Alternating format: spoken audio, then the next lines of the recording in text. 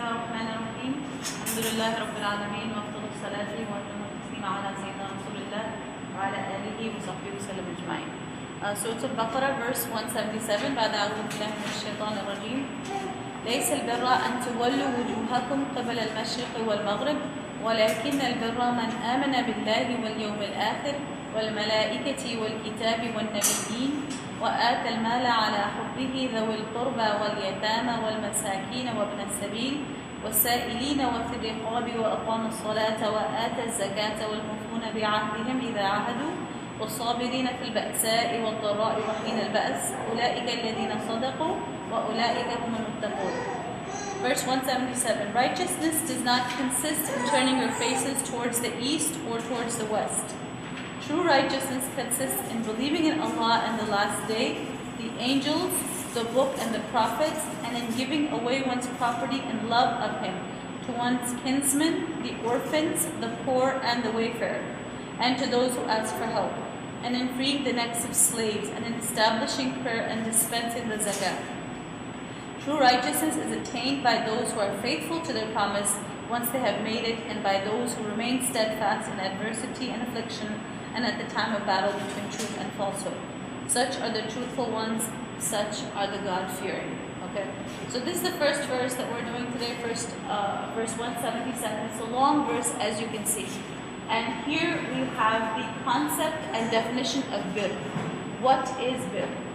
And the reason why this is coming up is because it starts off saying righteousness is not consistent. Yani bir is not turning your face east or west. Because remember, this whole revelation of Surah Baqarah about the change in the Qibla, right?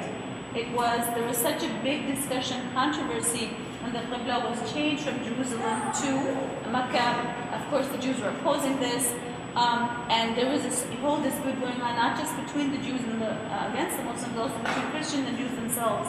Never agreed on one Qibla between the two. So, out of all of this, Allah subhanahu wa ta'ala puts it in perspective, saying, this is not how you attain bir. Taqwa, piety, righteousness is not attained by turning your face in a certain direction. Again, we said that was just one way of standardizing and unifying the ummah, is to have everyone face one direction. But the real bir, real righteousness is attained through this ayah, the formula given in this ayah, and that's what we're going to, inshallah, discuss to clarify the concept of bir. Bir is defined as jami' al-ta'at wa al-amal al-khayr. It is all the various obediences that Allah subhanahu wa ta'ala has legislated, along with a'mal al-salihah, yani good actions. So all obediences legislated by Allah subhanahu wa ta'ala, along with acts of goodness. This is, if you want it in Arabic, jami' al-ta'at wa a'mal al-khayr. All obediences and all actions of goodness. Now it has two realms. One is the theoretical belief system, and the other is the practical action. So the first theoretical part is divided into 5 things that are mentioned in the ayah. Number 1, to believe in Allah and the last day as being the day of jaza and ajr, as being the day of reward and recompense. Believing in Allah and the last day, that's the first thing. Number 2, believing in the angels, and believing that includes believing they have various duties. And some of them are, what are their duties? Some of them bring down the revelation, some are in charge of bringing the rain, others are in charge of seizing the souls of the believers, others are in charge of upholding the arsh of Allah subhanahu wa ta'ala. So believing that the angels have their duties, have their functions. Number 3, believing in all the prophets without discrimination. Okay, this is what is mentioned in the verse as well, believing in the prophets. Number 4, believing in the books. We have to believe in the Torah and the Zabur and the Injil just as much as we have to believe in the Qur'an, in the aspect that they were revealed from Allah subhanahu wa ta'ala. Just as much as we believe the Qur'an is from Allah, so we have to believe that all those books were also from Allah subhanahu wa ta'ala. Okay, so those are the things that are mentioned in the ayah. Man amana billahi wal yawm al-akhir wal malaikatihi wa kutubihi wal nabiyina. And now the next thing is not just believing theoretically, but practically proving that iman through the first act, which is sadaqah. And atal mala ala hubbihi, to give love in in spite of how little you have. To give in spite of the love you have for your wealth. And a sadaqah burhan, there's a hadith of the Prophet ﷺ where he says, a sadaqah burhan, yani a sadaqah is a proof. Burhan means a proof or an evidence, that is of your iman. Someone who has iman will give sadaqah. And giving sadaqah is very hard if you do not have iman, because there is a natural love of preserving wealth that everyone has. No one wants to lose their money. So it's just a very natural human, it's not necessarily stinginess, it's just a natural human tendency, innate nature almost that we have to preserve and protect our wealth. But iman comes and overrides that, and then a person is able to give sadaqah. The Prophet ﷺ said, اتقوا النار ولو بشق تمرة فإن لم تجد فالكلمة طيبة, which means that the Prophet ﷺ said, save yourselves from the fire of hell, even if it's with half a day. He was referring to giving sadaqah. Sadaqah is so emphasized that just getting into the habit of giving it is so, subhanAllah, emphasized by the Prophet ﷺ. It doesn't matter what you have and what you give. He said, even with half a date. Would any one of us, ever even consider giving something so small? But the Prophet ﷺ said that is something by which you can protect yourself from something so great, the fire of hell, just by half a date. And if you don't have that, because there may be people who don't even have that, right? In today's world, or a lot of times, women feel that if they're not working, they're in a position of how we're going to ask our husbands. And we asked the Sheikh this question last week, and he said that if your husband gives you the money, now it's your money, right? And you can spend it as you wish. So if you give sadaqah, you have the full reward of that, inshallah. However, there are husbands who don't want to give their, unfortunately, wife anything extra. And so there are people in this situation, and the Prophet ﷺ has a solution for them as well. They have something they can give, kalima tayyiba, a kind word. A kind word, if you don't have anything else, if you speak kindly, for the sake of Allah subhanahu wa ta'ala, sincerely, this will have the ajr of sadaqah. It will become a rewardable act, a rewardable deed, subhanAllah. And if you look at the root word of sadaqah, where does it come from? It comes from a sidq, which is truthfulness, which someone who is sadiq is true to his or her claim of what they are, whatever claim that they're making. If they're really true and sincere in their claim, they're going to be called sadiq or sadiq, right? And the extreme form of truthfulness and sincerity and really meaning what you're claiming is the as-siddiq, right? This is the exaggerated form of the person who has this sincere truthfulness of the heart. And this was the laqab title given to Abu Bakr radiallahu anhu. He is as-siddiq. And this title or rank is only after the Anbiya themselves. Only after the Prophet. The highest rank is of the Prophets. After that are the Siddiqeen, right? And these are these categories of Ahl al-Jannah, the people of Jannah are mentioned, right, in the Qur'an. And along with the Prophets, you have the Siddiqeen that are mentioned. And this is the status of Maryam alayhi salam. She's not a prophet. In the Qur'an, she is called وَكَانَ أُمُّهُ صِدِّيقًا. كَانَتْ أُمُّهُ صِدِّيقًا, right? That his mother, the mother of Isa alayhi salam, was a Siddiqa, right? So she was at the highest level that a woman could possibly reach. So the reason it's called sadaqah is because when you give it, it is a testimony, a proof to your sincerity, to your sincere worship and turning to Allah subhanahu wa ta'ala. Otherwise, we would not be able to give it. Now, inshallah, all of us are giving sadaqah in Ramadan. We're intending to give sadaqah if we haven't started to already. We want to give the best sadaqah. We want to give that sadaqah which is the highest in reward. There are different levels of sadaqah. Which one is the sadaqah that will give us the maximum reward? SubhanAllah. The best sadaqah the Prophet ﷺ told us is the one that is given when you are young and healthy, or if you're not young, you have to be healthy. You have to be in a state where you're not dying, when you're not sick or chronically ill. You are healthy and you are fearing poverty, and you are in need of the wealth that you are giving, but you still give it. This sadaqah has the highest reward. I'm going to tell you the hadith, and it's in Muslim, collection by Muslim. rahimahullah, Ya Rasulullah, ayyu sadaqatu a'zam? Ayyu sadaqati a'zam? Which sadaqah, O Prophet of Allah, which sadaqah is the greatest? Yani the highest reward. The Prophet said, Anta saddaqa wa anta sahihun shahihun takhsha al-faqr wa ta'amal al-ghina. That you give sadaqah and you are well, yani you are healthy, you are shahih. It means, it can be translated as greedy, but it means that natural desire to protect money, to keep money, to not let it become diminished, which is a natural feeling all of us have. No matter how powerless you are, no one wants to lose their money. وَتَخْشَى الْفَقْرَ, and you are afraid of poverty. Yani you are in need of that money that you are giving, and you were hoping for becoming wealthy, or you're hoping for wealth. وَلَا تَمْهَلْ حَتَّى إِذَا بَلَغَتِ الْحُلْقُومِ قُلْتَ فُلَانَ لِفُلَانَ كَذَا لِفُلَانَ كَذَا أَلَا وَقَدْ كَانَ لِفُلَانَ, which means that, and don't wait until the time of death comes, بَلَغَتِ الْحُلْقُومِ, yani your soul has reached the throat, and then you start to say, okay, give this money to this, give this part of my wealth to this person, and it was already for them. And at that point, that money is going to be distributed to your heirs anyway, after your death.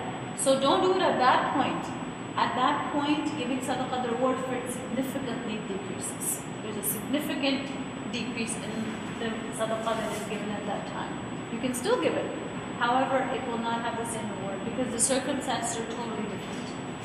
One, to give when you're in need of it and you're afraid of poverty shows complete tawakkul in Allah subhanahu wa ta'ala.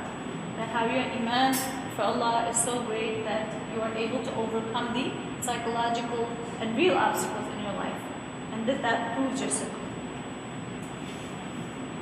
And subhanAllah, the hardest part of giving sadaqah perhaps, along with these conditions, is to give what is most beloved to you. This is the hardest thing. And this is what differentiates even the best sadaqah givers from those that are even better than them. This will clarify the categories, subhanAllah. Everything, every action, subhanAllah, there are gradations. And Allah subhanahu wa ta'ala in Surah Al-Imran says, لَن تَنَالُوا الْبِرَّ حَتَّى تُنْفِقُوا مِمَّا تُحِبُّونَ. That you will never, len in Arabic means never. It's not, when your child asks you for something, you say la, right? No. This len is never, ever, ever. And it's not happening. Until you will not attain righteousness, bir, until you give that which you love, that which is most beloved to you. This is the concept of bir, as explained in Al-Imran as well. So there's a story about a man from the time of the Prophet ﷺ who used to cultivate his garden next to the garden of an orphan. So the gardens were next to each other. So one day the orphan boy claimed that this tree actually belongs to me. It doesn't belong to the man, it's on my property. So the man refused, saying, no, the tree isn't my property. There was a dispute. The orphan took it to the Prophet ﷺ. And the Prophet measured the two lands and saw that in fact this palm tree belonged to the man and not the orphan. So he judged obviously in favor of the man. However, the orphan being who he was, I started burst in tears in front of the Prophet ﷺ that I lost this palm tree. So the seeing that the Prophet ﷺ asked the man, will you give this palm tree to the orphan in exchange for a palm tree in Jannah? And the man was just so upset and angry that why would an orphan bring this matter of dispute to the Prophet ﷺ? He was just so angry and flustered by the situation, he left without answering the Prophet ﷺ. He lost that opportunity. Abu Darda radiallahu anhu was present in that gathering. He sprang up. He saw the golden opportunity. He said, Rasulullah ﷺ, if I buy that palm tree from that man and give it to the orphan, will I have a palm tree in Jannah? And the Prophet ﷺ said, yes, you will have a palm tree in Jannah. So he ran after that man and said, will you sell me your one palm tree in exchange for my garden, which has 600 trees? And he said, he agreed, and he said, what good to me is a tree that caused me to be complained to the Prophet ﷺ? Take that tree. He wasn't interested. So Abu Darda radiallahu anhu ran to his garden his wife and children at that time were playing in the garden, and he started saying to them loudly, "Oh, we have sold it to Allah. Come out, we have sold it to Allah." And his children actually were eating some dates. They were already in their mouth. He took the dates out of the mouth of his children, threw them back in the garden. We have sold it to Allah. When Abu Darda radiallahu anhu, in the Battle of Badr, Battle of Uhud, he became shaheed. And at that time the Prophet ﷺ came and he stood by his body and said, "How many shady palm trees does Abu Darda have today in Jannah?" So, these are the people who looked at all of their wealth, marked what was most beloved to them, and selected that to be given for Allah subhanahu wa ta'ala. When they were told to give that which was most precious, it was actually easy for them because they already knew what was most beloved to them. So it was very easy. When these verses were revealed, subhanAllah, some of the Sahaba would say, "Oh, well, the most beloved thing to me is this, so it is for Allah." SubhanAllah, and this was the level of sidq, the level of sidq. And to do that when you're young, and you're in need of that wealth, and you're afraid of poverty, SubhanAllah, the reward of that only Allah knows. We cannot even fathom. Now, here in this verse, the various categories of the recipients of sadaqah are also mentioned. And there's a whole variety. If you look at the verse, who do you have to give your property to? To one's kinsmen, this is the first thing. The will qurba, ala hubbihi the will qurba, the ones that are close to your family, the orphans, the poor, the wayfarer, ibn sabil, and the traveler. To those who ask for help, wasa'ilina, those who ask for help. This is a category that we sometimes don't realize or don't recognize in our culture. I know there was an email circulating recently identifying a certain family that was in need of help, and in freeing the necks of slaves. So you see that Allah subhanahu wa ta'ala mentions all different various strands of society that should be included in our sadaqah, so that no community is neglected, no group of people is left behind. Most of us tend to just give our sadaqah in one place because we have a habit, or it's convenient, or we've gotten used to it. But here Allah subhanahu wa ta'ala is calling our attention to diversify our giving, and that this is actually going to obviously lead to more benefit, and it awakens us to greater social consciousness, that we're aware of everyone in our culture, in our society. We know what's going on. We're in tune with the needs, of those around us. So spreading the khair will also increase the reward, okay? Because you're reaching more people. You're helping, you're increasing your benefit. So bir, we see, includes social relations, because you're taking care of your family. It includes akhlaq, right? The way you deal with people. And socially, if you look at the benefit that the Prophet ﷺ gave to his people, we know that when it came to ibadah, no one was better in worshipping Allah subhanahu wa ta'ala than the Prophet ﷺ. But he is not given the title of the greatest abid in the Qur'an. He was the best one to fast. He fasted the most, right? He was the greatest sa'im anyone could be. He is not given the title of sa'im. He's given the title of rahmatul lil alameen, right? Mercy to human beings. Mercy to other people. This is the virtue and title that is extolled and emphasized in the Qur'an, which is why huquq al-ibad have the status that they do. That they are not forgiven. Allah forgives his sin, sins that are committed against him. He will not forgive the sins that are done between people to each other until they sort it out between themselves. So this verse reflects that spirit of the Qur'an, that you have to take care of everybody as much as you can, even when you're giving. Don't give ignorantly, or don't be negligent even in your sadaqah. Be attentive.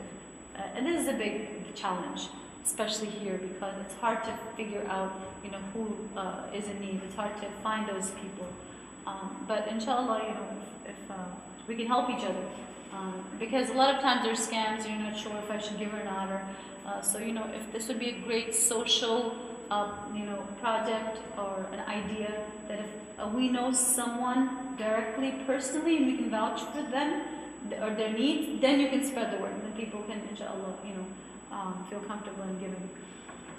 So this is what the verse goes on to explain other parts of birr, along with the sadaqah aspect. The next part is وَأَقَامَ الصَّلَاةِ وَآتَ الزَّكَاةِ, right? The next proof is first was sadaqah, number 2, iqamat al-salah, and the practical actions. This is the next thing. This is obviously, there cannot be, how can you be Muslim and not pray? SubhanAllah, this is something, this is the first thing, the first pillar. And here, iqamat al-salah is mentioned, which refers to the establishment of the prayer while fulfilling its inner and outer conditions. The outer conditions of the salah, of course, we all know you have to have wudu, you have to be in a state of purity, you have to face the qibla, right? These are the outer conditions of the prayer. And then the inner conditions, which perfects the prayer.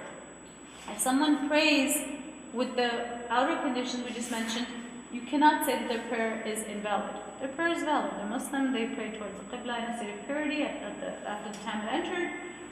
These are all the shurut that, once they're met, khalas. We consider the prayer valid. But we cannot, there's no way of measuring the reward of that prayer. That only Allah subhanahu wa ta'ala will do according to the inner conditions of the prayer, which is presence of the heart and the level of khushu that a person has. So subhanAllah, a lot of times I think when we're standing in one saf, praying next to each other upstairs in Dhuhr, for example, that we do every day, I wonder sometimes, whose prayer is getting the most reward right now? Who has the best salah, out of all of us standing in this line? Who is Allah most pleased with? Who has the most khushu'? Who is really present in this prayer? And there will be some that will be outstripping others. And if we knew that, we would want to compete. And now we know that. So let's compete. Let's try to go for Dhuhr today, inshallah. Try to be the one who has the best salah. Inshallah, the most istihdar al-qalb. Istihdar al-qalb, yani you are summoning your heart to be present, making sure your heart is present in the prayer. The next thing that is mentioned is وَآتَ الزَّكَاةِ, to give the zakat. Zakat is a whole, subhanAllah, a different topic. We're not going to get into it now. But obviously, the 2.5% annual that is paid on all of your money, not just cash wealth, but any other savings or funds, or if you have a goat or two, everything used to be included in the zakat. People would have goats and fields and land and property, even the crops. Like back home, we have some relatives that have fields where they actually get crops that they eat and use. It's on those crops as well. So basically, zakat is on all of your wealth. And if somebody could just come up with a number, how much zakat is generated every year, if every single Muslim were to give it internationally in the Muslim world, it would just be, a mind-blowing figure. And if that could be managed and distributed properly to these categories, subhanAllah, that would be the end of world poverty. So, obviously there's great mismanagement. People not everyone gives zakat, and this is a huge sin. SubhanAllah, that wealth literally turns into snakes on the day in the hellfire for people that do not give the zakat. So that's a very, very serious, extremely serious sin. And Abu Bakr radiallahu anhu actually fought the people who refused to give the zakat to the death of the Prophet sallallahu alaihi wasallam. They said, we're going to pray, but we're not going to give the zakat. And Abu Bakr radiallahu anhu said, I will fight the ones that distinguish between the salah and the zakat. There is no distinction. Both are equally felt. You can't say, we'll do one and not do the other. That was what we have been warned about in this surah previously, with Bani Israel. What did they say? We believe in some and we reject others. We believe in some commands and we reject other commands. This is extremely hateful in the sight of Allah subhanahu wa ta'ala. And the verse we ended with yesterday, 176, was actually conveying that once you start to do this, this will put you the most far from the truth. Because the mentality is extremely deviated. If we start thinking like picking and choosing mentality, selective believer, a selective follower. There's no such thing as a selective Muslim. So once you begin to think you have this leeway, this will put you the farthest. Fi shiqaqin ba'id. That's the word used in verse 176 that we covered yesterday. So Very careful with that. Well, and by the way, zakat, the best time to give it is Ramadan. Why? Because everything is double, triple, quadrupled. Not, the ajr is massive for every fard. Every fard has, it's worth so much more in Ramadan. So the fard of zakat, that's why people tend to give in Ramadan to get the increased reward. وَالْمُوفُونَ بِعَهْدِهِمْ إِذَا عَاهَدُوا. Okay, now this one actually is one of the most one of the highest ways that you can express your bir. One of the highest levels of bir is to fulfill the trust, is to fulfill your promises, is to honor your treaties and agreements. This is one of the highest levels of akhlaq that a person can attain to attain bir, really. And it cannot be attained without this. Very, very important to Allah subhanahu wa ta'ala. And it angers Allah subhanahu wa ta'ala when the trusts are broken, when the treaties are broken, when the covenants, promises are not fulfilled. Which is what made Surah Baqarah, which was revealed in the Qur'an. It was revealed when the mushrikeen were breaking their trusts. And it was so displeasing to Allah subhanahu wa ta'ala that He revealed that surah without Bismillah ar-Rahman ar-Rahim. That's the only surah that doesn't have the Basmala at the beginning. And what is the reason for that? The reason of the displeasure of Allah subhanahu wa ta'ala that is reflected with the lack of al-Basmala at the beginning, it's because they were breaking the trusts. The mushrikeen at that time were not fulfilling the covenants, putting away the various segments who had treaties, were not upholding their treaties. So this is very hateful and angers the Rabb. وَالصَّابِرِينَ فِي الْبَأْسَاءِ وَالضَّرَّاءِ وَحِينَ الْبَأْسِ. Okay, وَالصَّابِرِينَ فِي الْبَأْسَاءِ وَالضَّرَّاءِ. Al-Ba'sa is extreme poverty. Extreme poverty. And may Allah subhanahu wa ta'ala protect us from this. One of the most crippling conditions, human conditions, is that of extreme poverty. Very, very difficult to live even one day in this condition. And someone who is able to have sabr in that state, subhanAllah, their reward is unbelievable. One of the ways to attaining the was-sabirin is they're patient in ba'sa, and Dara is in disease or affliction, when there is a trial in your family or your wealth. This is ad-dara. Ad-dara, something that harms you, afflicts you, a calamity that befalls you, a disease in terms of family and property.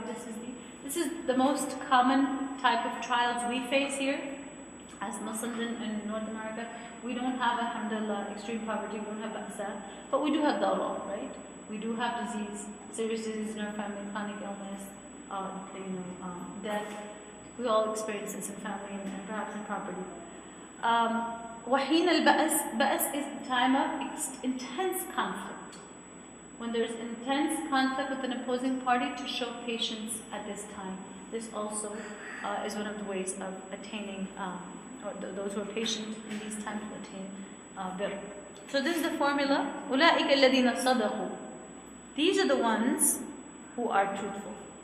These are the ones Allah subhanahu wa ta'ala Himself is vouching for their truthfulness. But subhanAllah, try to live this verse. It's so difficult, subhanAllah. To really do every aspect of the verse, to give sadaqah in that manner, to pray in that manner, to fulfill every promise we make. Most of us, we dodge promises by saying inshallah. Alright? And once we're visiting a family for dinner, and their daughter really wanted us to visit again.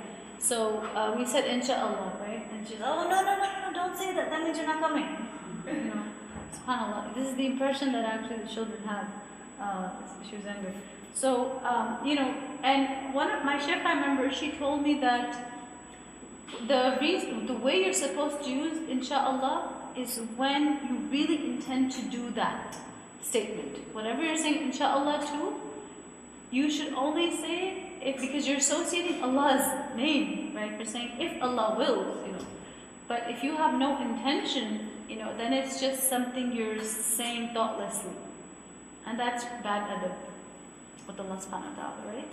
We just use his name without really meaning what you're saying, dodging the issue, which is what we do practically, really. So we shouldn't say anything. I mean, or you can make your intention to do that thing to the best of your ability,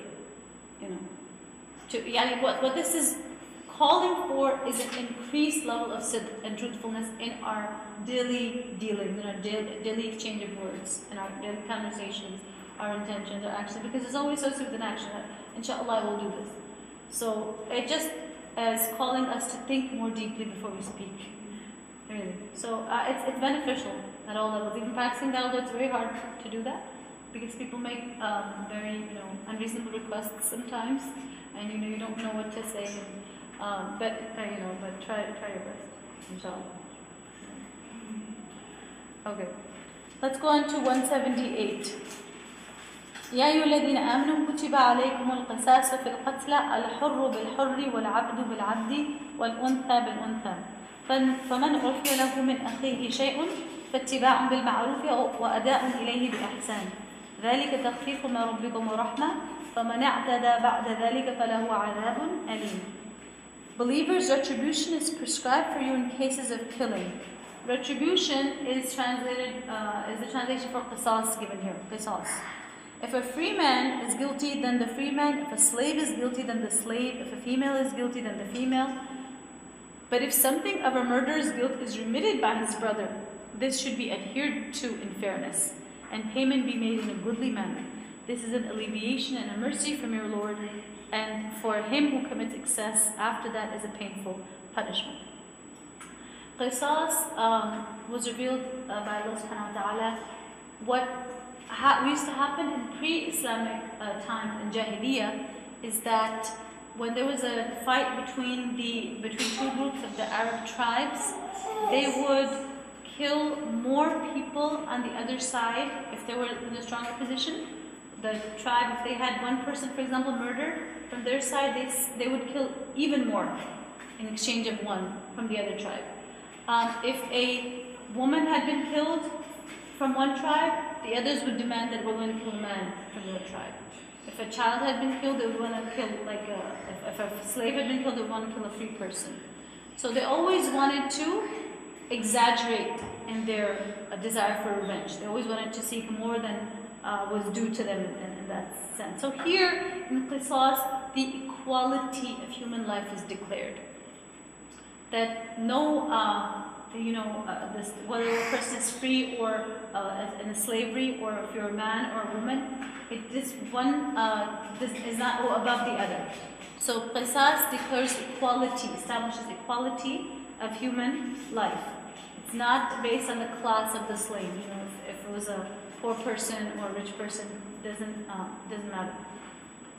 So what happened? Actually, there's a narration about this. They would actually put like a number. If someone had been killed from their tribe, they would actually put a number that for this one person, we're going to kill this many people on the other side. And if the murdered was from a lower class, then there would be no revenge. It didn't matter if a slave was killed or someone poor was killed from a lower class. No one would care. No one would go for revenge. And once a dispute happened between two groups, and this is what they said: نَقْتُلْ بِالْعَبْدِ مِنَّا الْحُرِّ مِنْكُمْ وَبِالْمَرْأَ الرَّجُلِ. When a dispute arose between two groups in pre-Islamic times, the stronger group said to the other that we're going to kill, for every slave you kill from us, we're going to kill a free person from you, and for every woman that you kill from us, we're going to kill a man from you. And then this ayah was revealed. In relation to this mentality, this ayah was revealed later on.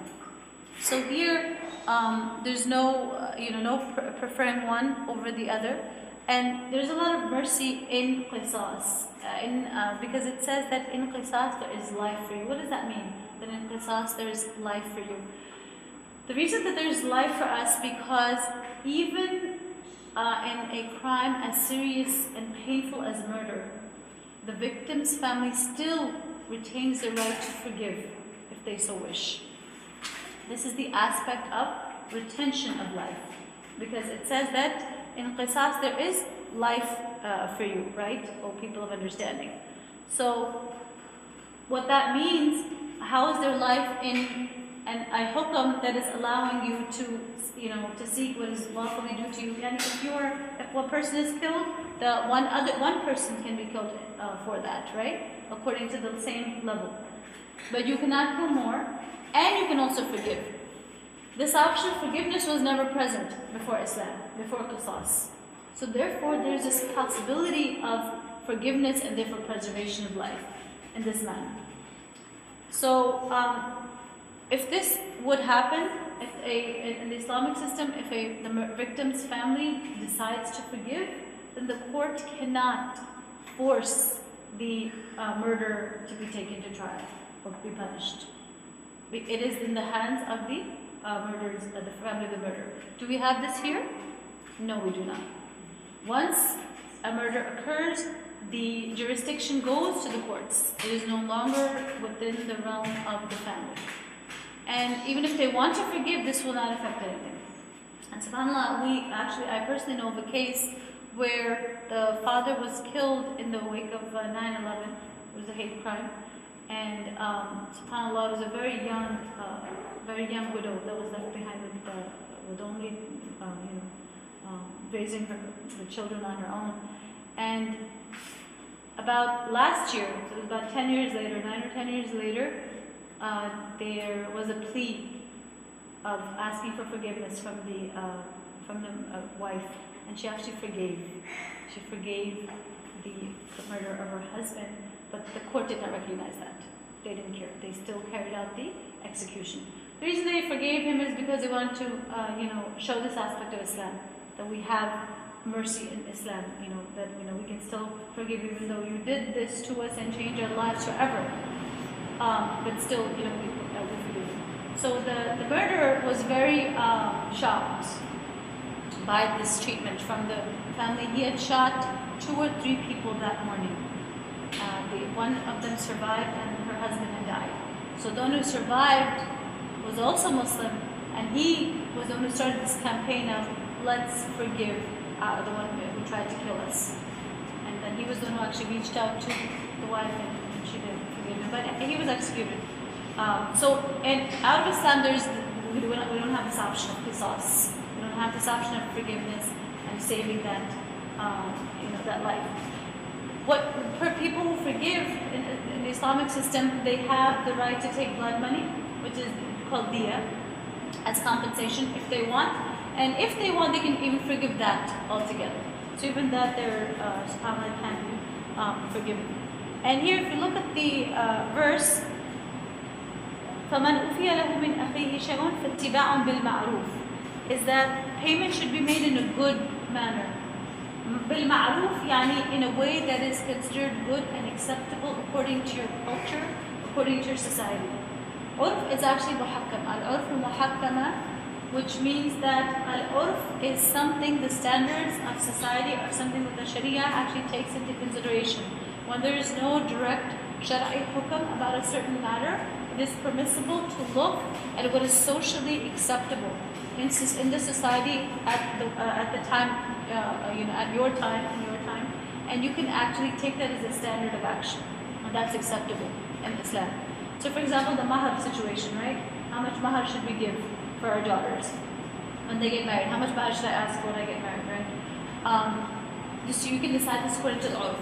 What generally, Islam, there's no set limit, right? It has to be this much, or it can't be more than this. There's no limit.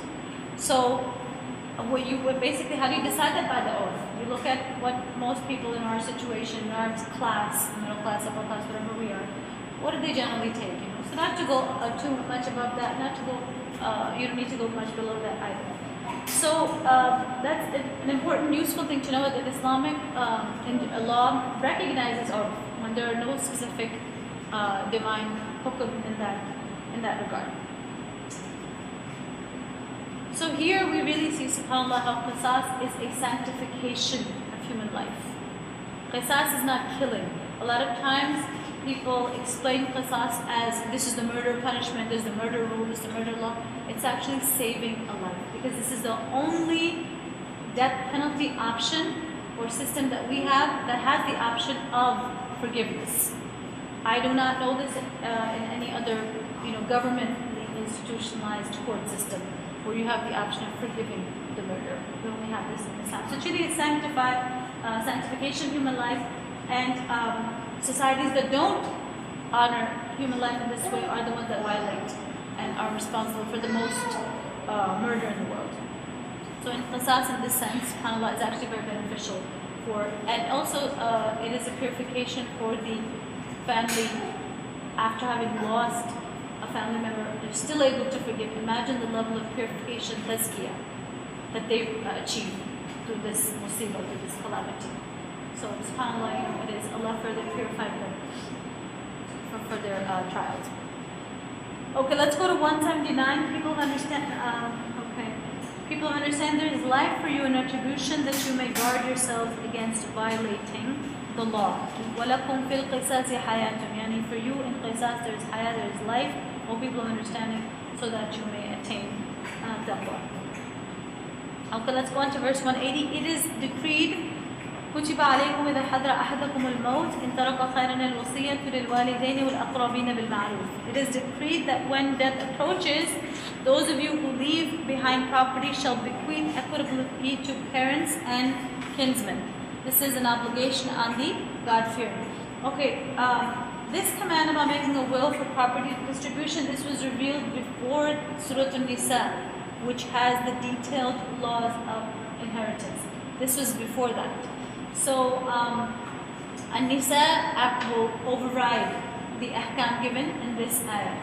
So, you have to currently make an inheritance, the inheritance shares are made according to the injunction in Surah An-Nisa. This is before that.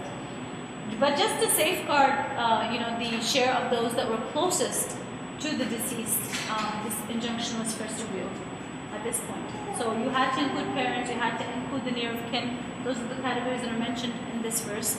They had to be included first in the will. And this was obviously to protect them from injustice, to make sure that they got the wealth before anyone else did. So this is, the initial revelation in terms of inheritance. So after Surah An-Nisa, the exact shares of these people were decided. So then you no longer had to make a will. So there's no will to be made for those people whose shares are decided by Allah in Surah An-Nisa. You can only make a will regarding your will for people who are not mentioned in An-Nisa. Okay? That means that, for example, in Surah An-Nisa, Allah says, the parents get this much, the mother gets this much, the sisters get this much, right? Those shares are already decided by Allah. So I can come up with my own will and say, okay, you know what, I'm going to give my mom this much, I'm going to give my sister this much, my children this much. I can decide the proportion, the percentage of my wealth, because Allah already decided that. So you cannot make a will in the full parts of inheritance. In those parts that are already decided by Allah, you can't come up with your own number, with your own percentage. It's already done. Then who can I make a will for? For those people that are not included in those categories that get those shares. Okay, so the other family members, like cousins, are not included. The distant relatives are not included in the shares mentioned. So for these people, from the remainder of my wealth, I can make a will. However, my will cannot exceed 1/3. Right? Out of my wealth, I can only make my personal will for 1/3 of that. Okay. So for $100, if I die with $100, I can only make a will for about $33. Okay. Those $66 or so that are left are going to be distributed according to the rules in Surah An-Nisa. Mom gets this much, dad gets this much, my husband gets this much, my children. I can't touch that. That's already been marked. You can't take anyone out, exactly. No one can be excluded from that category. That's already earmarked. It's already taken. It's already under Allah's direct jurisdiction. The other $33, I can do whatever I want. I can give it to my cousin, my favorite cousin, or my favorite great aunt, or whatever you want to do. So this is what is meant by. You can distribute, the rest of exactly the remainder of the wealth. Anything you can do anything that you want with the remainder of your wealth. So after Surah An-Nisa, the injunction mentioned here about making a will for parents and close relatives is abrogated. Okay? So this is just the initial injunction. Why was it revealed? Because at that point, they wanted to make sure that these closest people would not be neglected. That was the reason. So the Prophet ﷺ clarified after Surah An-Nisa that no will can be made in favor of an heir. Those shares are a done deal.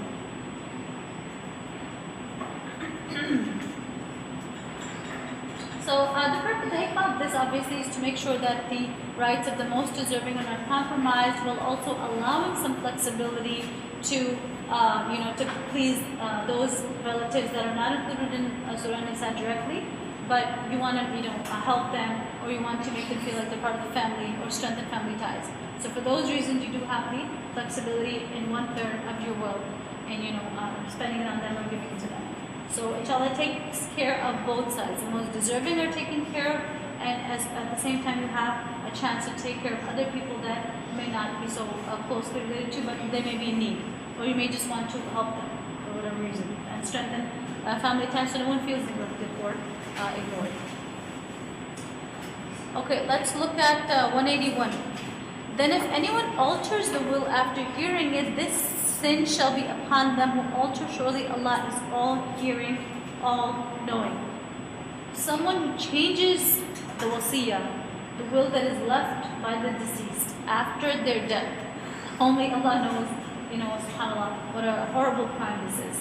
This is a huge, huge act beside Allah subhanahu wa ta'ala, that a will was left. Now that the person has died, the person who's going to implement the will, or is responsible, it comes and changes the will. SubhanAllah. This is a huge violation, huge break of trust. So, however, there is one condition where you can actually change the will, and that is if you see clear injustice in it. There's something that has been really wrong left by the deceased, something really unjust, something that's going to cause a lot of friction in the family because of the clear injustice, gross injustice. In that situation, you are allowed, and that's actually mentioned. He who suspects that the testator has committed an error or injustice and then brings about a settlement among the parties concerned incurs no sin. Surely Allah is much forgiving, most compassionate. So middle party is allowed to come and change the will if there is a clear injustice in the will. That's the only time that you can actually change the will. For example, if you see in the wills they've deliberately favored a less deserving relative over someone who is more deserving or more in need, and you see a gross imbalance, and that this was done deliberately to hurt someone. Okay, if that's the case, then you are allowed to change the will to bring it back to a more balanced picture. But other than that, to change it out of any greed or ill intentions, this is a huge sin. Okay, verse 183, the verse we have been waiting for, right? يا أيها الذين آمنوا كتب عليكم الصيام كما كتب على الذين من قبلكم لعلكم تتقون. O you who believe, fasting has been prescribed for you as it was prescribed for those before you, so that you may attain taqwa. SubhanAllah, this is the verse of the month. This is one of those verses, one of those ibadat, the psalm, that its purpose has been clearly identified by Allah subhanahu wa ta'ala. Various ahkam in the Qur'an, things have been made farq, others have been made haram. Not always is the purpose of a certain farq made clear or explicit. Psalm is one of those where the purpose is clear. There's nothing to be confused about this one. Okay, we know exactly why we're fasting. The purpose is to attain taqwa. That's it. And the first command to fast was actually revealed in the second year of the Hijrah, right before the Battle of Badr. In the second year of the Hijrah, you had the revelation of, or the injunction of fasting. And subhanAllah, one thing we're realizing, is everyone fasting here? Most of us, inshallah? Is that subhanAllah, fasting is a great deed of patience, right? We're actually experiencing this more intensely because of the long summer days. There's a narration, الصوم شهر الصبر والصبر ثواب الجنة, that this month of fasting is the month of patience, and patience has no other reward other than Jannah. So anytime begins to feel difficult or challenging, just remember, inshallah, that sabr has no other jaza than Jannah. And Allah mentions that this is something that has been prescribed to people before us. It's an age-old, ancient Shari'i prescription because of the benefit that it has for everyone who practices it. So various ummah throughout the ages, because of the extreme spiritually strengthening benefits that no other ibadah has the way that the Sawm has. This is why Allah wanted to include everyone in the benefit of the Sawm. So it's prescribed for all nations, for all ummah. It's not just Ummah Muhammad sallallahu alaihi wasallam. All the people have this. And it's interesting to find remnants of this in other religious traditions.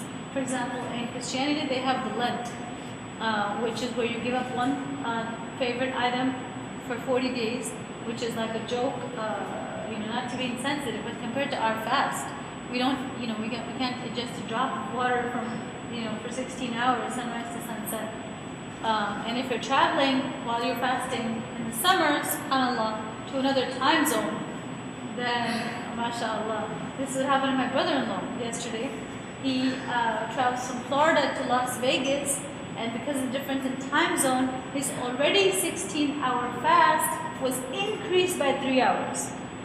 So he wound up fasting for 19 hours. And we told him, you can break your fast. And he did not break his fast. And alhamdulillah, I can't believe he had fish and salad for iftar. That's unbelievable. But anyway, subhanAllah, this is... They don't have like the longest, so they're not basic 21 hours. Yeah.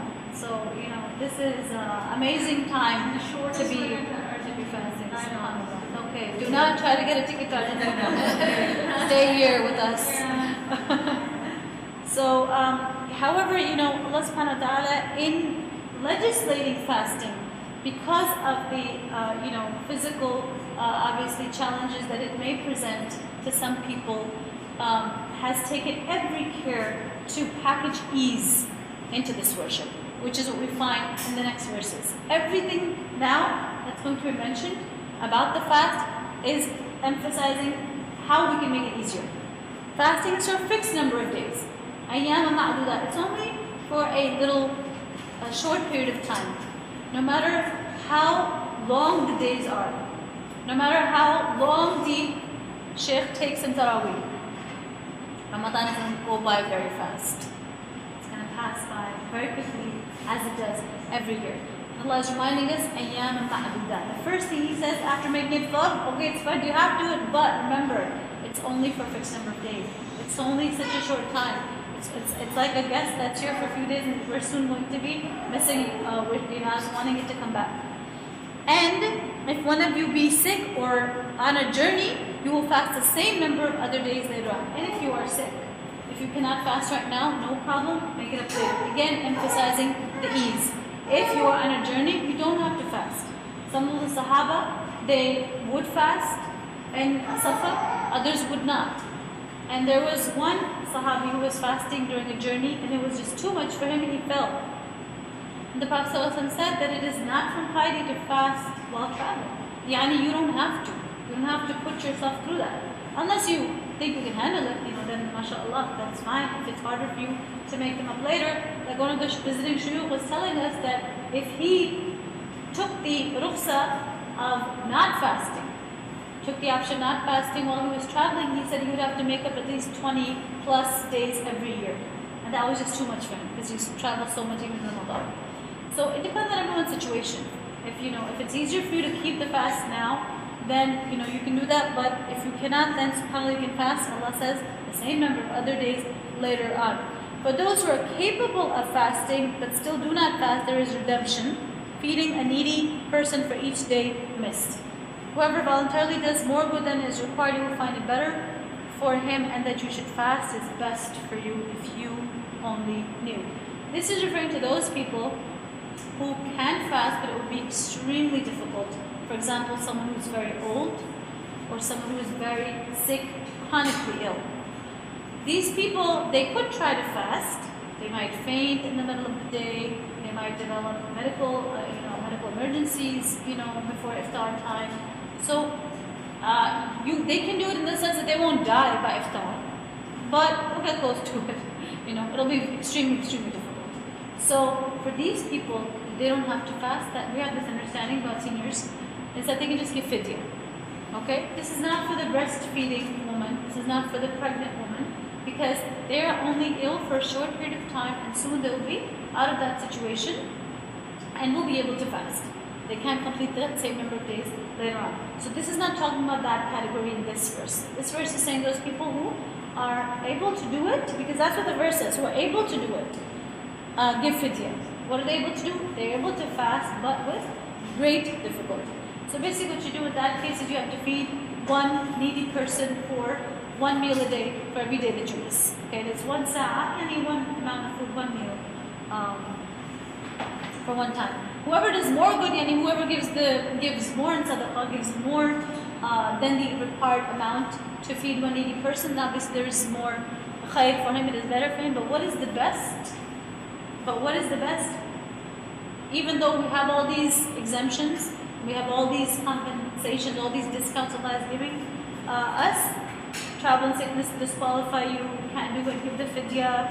It's for a short number of days, you can make them up later on if you miss them for valid reason.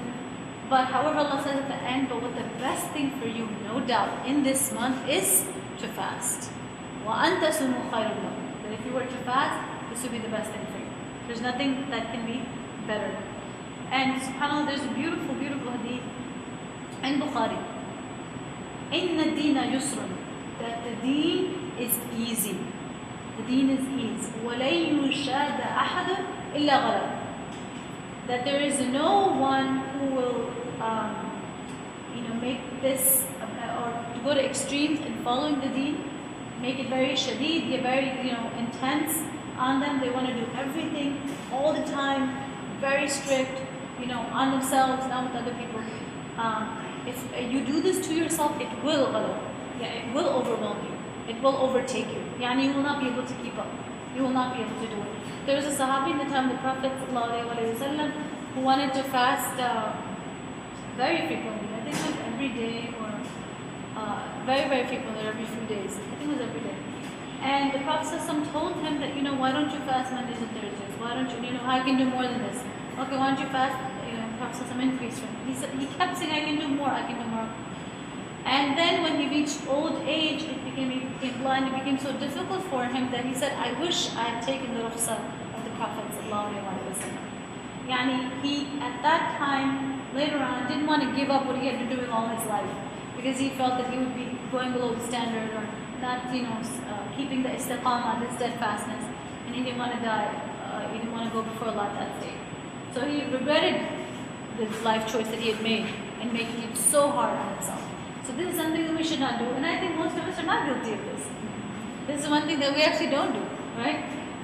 So if you know anyone else who does it, then we can advise them that really, you should not make things too difficult for yourself. This is not talking about the fara'id. The fard, even if it's hard for you, even if you have no, you have to do it. The fard, there is no rukhsah, there is no leeway in the fara'id, or in those things that are haram. Those you have to leave or do if they're fard. But this is talking about going to, being very strict with yourself all the time, and trying to do all the ibadat and all the sunnah and all the nawafil. For example, someone who wants to stay up all night, and then they want to, also accomplish a certain amount of, things in the daytime. In a few days, you're going to collapse. Day 4 or 6 of Ramadan, you're going to be out of the game. So you have to be try to balance everything out. فَصَدِّدُوا وَقَارِبُوا. So what is the prophetic prescription? So what do you do then? فَصَدِّدُوا وَقَارِبُوا. فَصَدِّدُوا means to try to reach your target as best as you can. So if the bullseye, if the target is perfection, try to reach it. And if you are not able to reach the mark, okay, you have a certain amount of activities planned for, day 5 in Ramadan. Every day you have a certain amount of goals that you have in mind. If you're not able to reach them perfectly, qaribu. Try to be as close to them as possible, as much as you easily can. Not to lax, not to become lazy, not to become negligent, but to try your best. That's really what it's saying, to be close to that mark. وَأَبْشِرُوا. And receive glad tidings. If you do this, if you try to do your best, then abishiru, then receive the glad tidings of reward. That inshallah your effort then will be rewardable. وَاسْتَعِينُوا بِالْغُدْوَةِ وَالرَّوْحَةِ وَالشَّيْءِ مِنَ الدُّلْجَةِ, which means that seek assistance. How are you going to try to reach the mark and try to do everything in a way that is pleasing to Allah subhanahu wa ta'ala, and that there's barakah in your time? The Prophet ﷺ has identified 3 times we can take advantage of. And if we can take care of these 3 times, then subhanAllah, it means you're okay. The Prophet ﷺ is saying, it seems like you're doing okay then, inshallah. What are those 3 times? Bil-ghudwa. Ghudwa is the time of the morning where it's after Fajr until sunrise. So from the time of Fajr, not after Fajr, time of Fajr till the sunrise. Until the sun rises. So to be, if we can be people who can remember Allah at that time, inshallah we can do that. If I know it's very hard when you're up the whole night to stay up until sunrise. That's like the hardest thing, subhanAllah. You can do a little bit if you can't stay up until the entire time of sunset, and then wait 20 minutes after that to pray the salah that Misha was asking about yesterday. If you cannot do that, at least try to do the adhkar of the morning. Okay, if you cannot do those, at least do some. So, try to reach the mark, or at least be close to, be somewhere in the range, be detectable on the radar, be there, be around that area. Waroha, and the time after Asr until Maghrib. The time of Asr until Maghrib. So, to designate this portion for doing something productive, doing something meaningful, for making dua, or reading Qur'an, whatever it is that you need to do. Try not to lose that time for productivity. Make sure that you take advantage of some of that. And وَالشَّيْءٌ مِنَ الدَّلْجَةِ, which is, Dulja is the last third of the night. The last third of the night. That is the most intimate time with Allah subhanahu wa ta'ala. Right before Fajr. And a couple hours before Fajr. And that is when Allah subhanahu wa ta'ala is the closest to us. He descends and He's looking for people. Who is asking for forgiveness that I may forgive him? Who has a need that I may fulfill it? He's actually looking to fulfill that need of yours. So the purpose of this, the great benefit of this hadith is that it provides identification of the times we need to take advantage of. Take advantage of these times, and you won't have to be extreme in trying to do everything all the time. You don't have to make the deen very hard for yourself all the time, as long as you are not negligent of these times. وَاسْتَعِينُوا, it's the same word in the Qur'an when Allah talks about sabr and salah. وَاسْتَعِينُوا بِالصَّبْرِ وَالصَّلَاةِ. We did that ayah, and you take assistance, take help from salah and the sabr. Here the Prophet is saying, وَاسْتَعِينُوا, take help and take advantage of these 3 times. If we can use these 3 times to our advantage, inshallah we'll be okay. Won't be in a state of neglect. It's very hard to be alert in these 3 times and still not be productive. Most likely you're going to have, inshallah, barakah. In your time you'll have a schedule, and you'll have goals that you'll be, inshallah, accomplishing. So here again, Allah subhanahu wa ta'ala says in Surah verse 185, شهر رمضان الذي أنزل فيه القرآن هدى للناس وبينات من الهدى والفرقان فمن شهد منكم الشهر فليصم ومن كان مريضا أو على سفر فعدة من أيام أخر يريد الله بكم اليسر ولا يريد بكم العسر ولتكملوا العدة ولتكبروا الله على ما هداكم ولعلكم تشكرون. SubhanAllah. Beautiful verse where the word Ramadan is actually used in the Qur'an. This is the only place in the whole Qur'an that you have the word Ramadan. No other place. So, شهر رمضان الذي, this is during the month of Ramadan the Qur'an was sent down. So immediately the reason why Ramadan is great is mentioned right at the beginning of the verse. It's because of the Qur'an. This is what makes Ramadan what it is. It's the Qur'an. It's the fact that the Qur'an was sent down. It's a guidance to the people with clear signs of the true guidance and as the criteria between right and wrong. So those of you who live to see that month, those who live to see the month, should fast it, and whoever is sick or on a journey should fast the same number of other days instead. Allah wants ease and not hardship for you, so that you may complete the number of days required. Magnify Allah for what He has guided you to, and give thanks to Him. So subhanAllah, here we have the purpose of Ramadan, the purpose of the revelation of the Qur'an, and again the emphasis on how Allah has made it easy. He mentions again whoever is sick, whoever is on a journey, that make it up for another number of days. يُرِيدُ اللَّهُ بِكُمُ الْيُسْرَ. Allah wants ease for you. Exactly the hadith of the Prophet when he said, "Inna dina yusrun," right? That the deen is ease. Allah intends ease for you, and He does not want hardship for you. Because He is the Creator, He knows we're weak. And He knows that because of this innate weakness that He has created us with, if things become, if the deen was difficult, we would not be able to do it. So Allah wants ease for us. He emphasizes ease, and all of this facilitation, لِتُكْمِلُ الْعَدَّةِ, so that you're able to complete the month. You are able to complete the prescribed number of days for fasting. That's why that ease is there. He wants you to be able to do it, and to do it with facilitation. And also, what does He want? وَلِتُكَبِّرُوا اللَّهَ عَلَى مَا هَدَاكُمْ. And He wants you to glorify Him. These are the various purposes being mentioned. The first purpose is to complete the month. Second purpose is to glorify Allah subhanahu wa ta'ala because of the fact that He guided us to Islam. Just like no one could have come up with the ibadah of salah, no one from their intellect can come up with the ibadah of Sawm. Okay, I'm going to fast from sunrise, so we'll make it till sunset. You can't eat or drink anything, and it will be the 9th month of the lunar calendar, and we can't go to our spouses, and then we break the iftar at Maghrib time. No one can come up with this formula of ibadah. Only Allah can prescribe it. Only He can tell us how He wants to be worshipped, and how that will then result in reward. So we should glorify Allah that He guided us. This is what the ayah says. وَلِتُكَبِّرُوا اللَّهَ عَلَى مَا هَدَاكُمْ. To glorify Allah that He guided you. He guided you to the various ibadat. He guided you to the guidance of the Qur'an. You could not have come up with any of it on your own. Not even one of the ibadat could you have come up with on your own. This is Allah who guided us to this and told us how to live. Really told us how to live in a way that would be meaningful for us in this world and result and take us to Jannah in the next world. So doesn't this deserve that Allah be glorified? Tukabbir Allah, to say takbir, Allahu Akbar. This is what the root word is, tukabbir Allah from takbir. And so that, and of course, never too far away is the concept of shukr. وَلَعَلَّكُمْ تَشْكُرُونَ. And so that you may give thanks. So that you may give thanks. A thankful heart. The believer's heart is a thankful heart. Always in a state of shukr.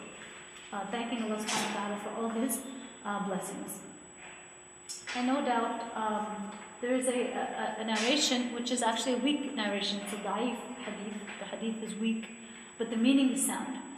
And لو علمت أمتي ما في رمضان من الخير تمنت أن يكون السنة كلها. That if my ummah knew what good there is in Ramadan, you know, the days are very long, it's difficult for many people, but the narration meaning is that if my ummah knew what good there is in this month, they would have wished that the whole year was Ramadan. If we would have known the intense amount of khayr and goodness, chance for forgiveness and tawbah that there is.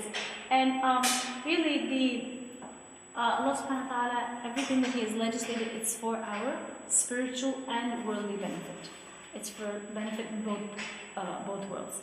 And here in this verse 185, Allah subhanahu wa ta'ala does not want to deprive anyone of the ibadah of fasting, because this is how we offer gratitude for the blessing of the Qur'an. So this is why we have the option of making it up. We don't have to make up the prayers, right? The prayers that we miss throughout the year, every month, we don't have to make those up, right? But the Sawm we make up. Why? Because this is, Allah doesn't want us to miss out on a chance to thank Him for revealing the Qur'an, to express our gratitude to Him. And this is why He made it make-upable, right? If He didn't make it something that could be made up for, what can you do? For example, Arafah, you cannot make up for. If in Hajj you miss Arafah, you have missed the Hajj. Khalas, it's over. There's no way your Hajj can be valid. There's no way you can make up for that. But Ramadan, alhamdulillah, even though it is fard, Allah made it something we could compensate for later on. So this is, so the whole purpose, again we mentioned this in ibadah, whose purpose is mentioned, which is to attain taqwa, and the best way really to be grateful for Ramadan, for the Qur'an, is to adopt and fulfill that purpose, is to adopt that taqwa that Allah subhanahu wa ta'ala is legislating Ramadan for. So this is really, some of the benefits we'll mention. Obviously there are a gazillion benefits for Ramadan, but some of them, number one, renewed feeling of closeness to Allah subhanahu wa ta'ala. If we are not feeling closer to Allah by today's day 4, there's a serious problem. Every one of us should have a renewed sense of closeness to Allah subhanahu wa ta'ala, which should have resulted by now in increased energy, increased capacity for goodness. Everyone should be detecting this right now. That do I have more energy after every salah, or after every dua, or after every day? There should be this renewed zeal. Also, number two, I don't know if all of us experience this. It is one of the things mentioned in the tafsir, in the spiritual benefits of Ramadan, is that there is an increased clarity in thought. Our thought processes are clear because we are more focused on the purpose of our life. The purpose of our life is to worship Allah subhanahu wa ta'ala, right? I have not created the human beings and the jinn except to worship me. This is the purpose of our creation. If we are living our purpose this month, if we are more focused on our purpose this month, this automatically leads to more clarity of our thought, because we're living the way we're supposed to live. This is how, this is what my life is supposed to be like, or closer to this the rest of the month. And here, all of us, inshallah, have decreased our sins, right? Inshallah, we're sinning less this month. While we're not eating or drinking, we are worshipping Allah subhanahu wa ta'ala more, right? Inshallah. This is the closest that you can get to being like the angels. This is it. Doesn't get closer than this. Not eating, as they don't eat or drink, and not sinning as much, hopefully they don't sin at all, and worshiping Allah more. All they do is worship Allah, right? So subhanAllah, this is the closest that we get to being like angels. That's a very empowering thought, because that really opens up a whole new potential, a whole new realm, a whole new side to us, subhanAllah. And you only get that in this month. This is the special of the month, whatever Christmas specials, whatever they have. This is the angel special, the Ramadan special.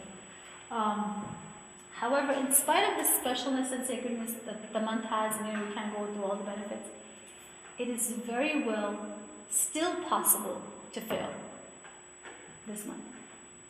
And how will a person fail in Ramadan, in spite of the sacredness and blessings and mercy and the shayateen are chained? Persistence in sin. If someone is continuing to sin in Ramadan just as they were, in the same way before Ramadan started, they will get nothing from this Ramadan. Even their sawm, Allahu Alam, the state of their sawm, if they're fasting and sinning.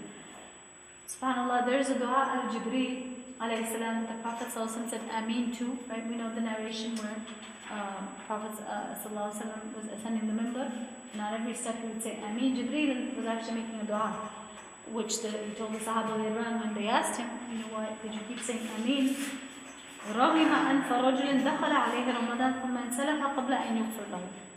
That made the person be humiliated who found the month of Ramadan and still failed to benefit from it and obtain forgiveness. Yani, it came upon him and it left him and he remained unforgiven. This can only be the person who goes through Ramadan blindly with complete negligence and continuation of sinning and doing what they were doing before.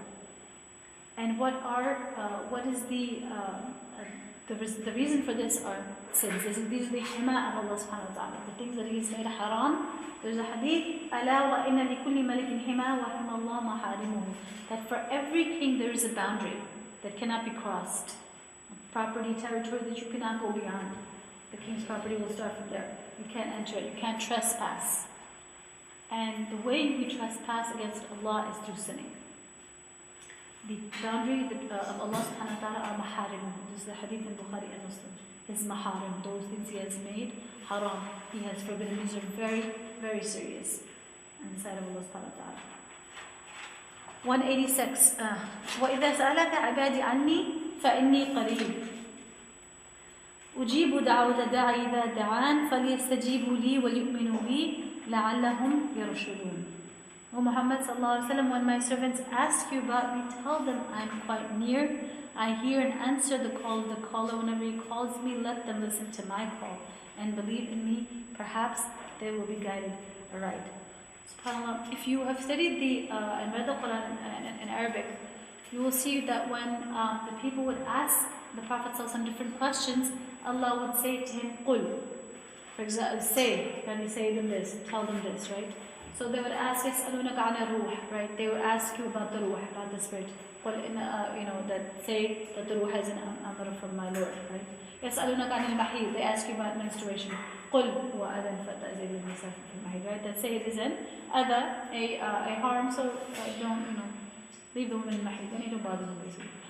And then the other is, different questions that they would ask the Prophet sallallahu alaihi wasallam. يَسْأَلُونَكَ عَنِ الْأَهِلَّةِ. They ask you about the moon, the various phases of the moon, right? About the moon. قُلْ هِيَ مَوَاقِيتُ لِلنَّاسِ. So you see, every time the people would ask a question, Allah would answer it saying, قُلْ, say to them. Okay? So here, when this ayah was revealed, an Arabi, a Bedouin, had come to the Prophet ﷺ, asked him a beautiful question, really. أَقَرِيبٌ رَبُّنَا فَنُنَاجِي أَمْ بَعِيدٌ فَنُنَادِي. That is our Lord close so that I can talk to Him quietly, like whisper, have an intimate conversation with Him? Or is He far that I should call out to Him in a loud voice? In a louder voice, yani. So the Prophet ﷺ remained quiet. He didn't answer the question. And then this verse was revealed. That if my servants ask you concerning me, they ask you concerning me, and the other verses that had the same verb, right? يَسْأَلُونَكَ. And yes, here it's the same thing. إِذَا سَأَلَكَ, it's the same word. They ask you. Here Allah didn't say قُلْ. He didn't say.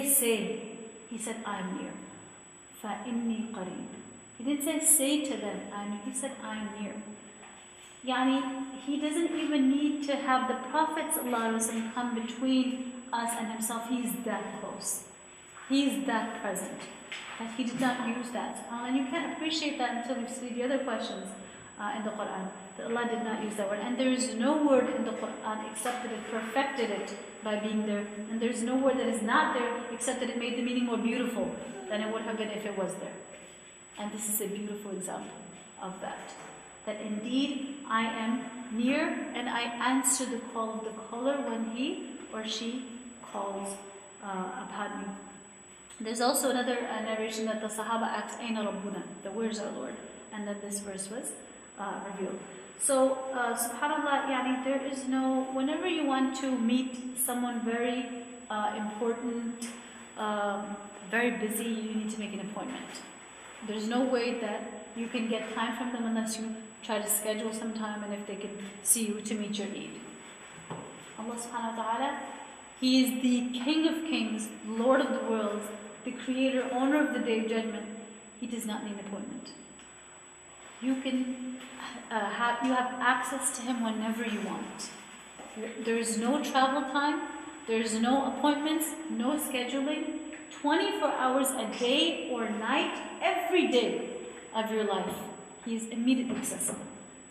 No barriers. SubhanAllah. You don't have to go through anyone. All you have to do is call upon Him. He is that close. SubhanAllah. So here, the importance of dua is emphasized, right? Because أُجِيبُ دَعْوَةَ دَاعِ إِذَا دَعَانِ, right? That I answer the call of the caller when he calls upon me. Dua huwa al-ibadah. This is the hadith of the Prophet sallallahu alaihi wasallam, that dua itself is a worship. Sometimes when we're not praying, we think, what can I do in Ramadan? I'm not even praying, I'm not fasting, can't go to Taraweeh. SubhanAllah, you can make dua.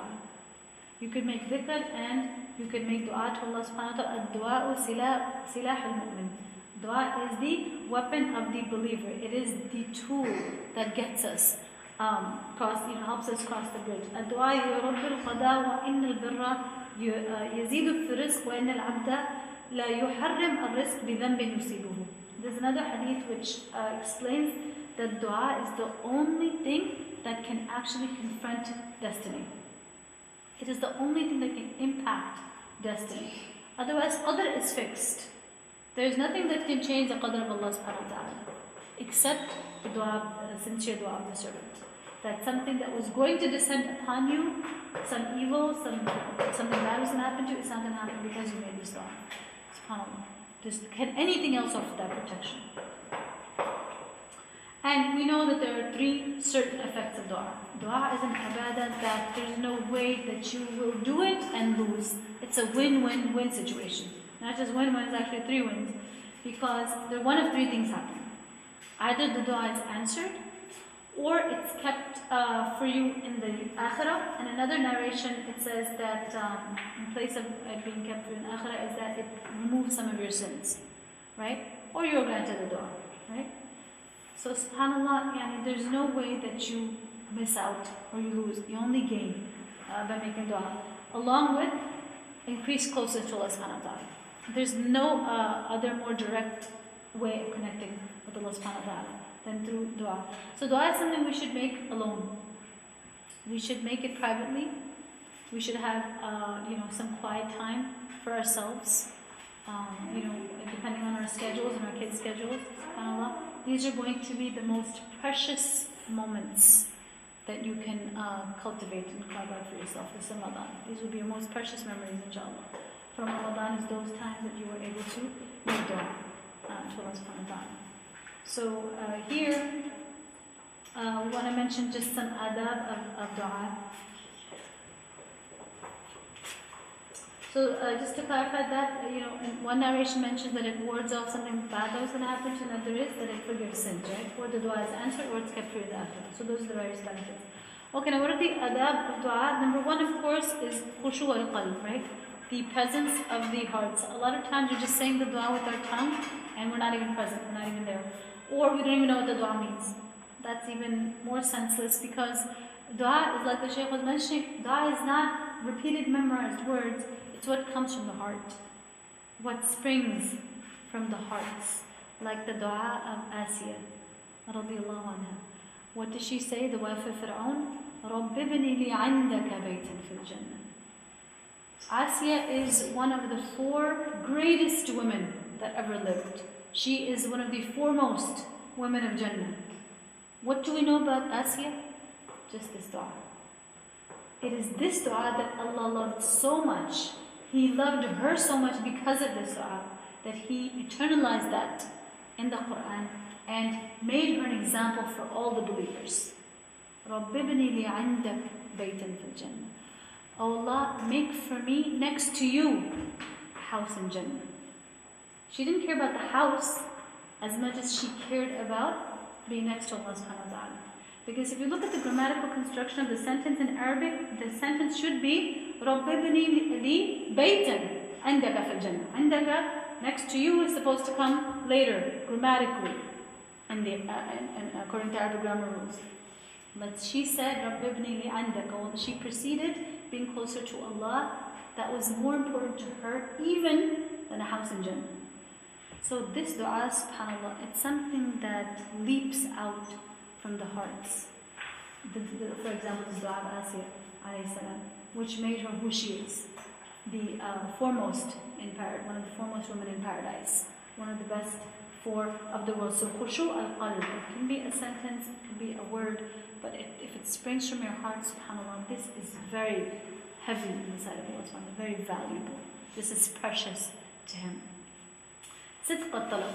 Sidq al-talab, yani you really want it. There's genuine desire and truthfulness in what you're asking for. You're just not saying it. Allah give me this, make me good. That really has it's worthless. It doesn't have much value. It has to be truthfulness in what you're asking for. You really have to want it. And then other shurut, which are also important, facing the qibla, being in a state of tahara, purity.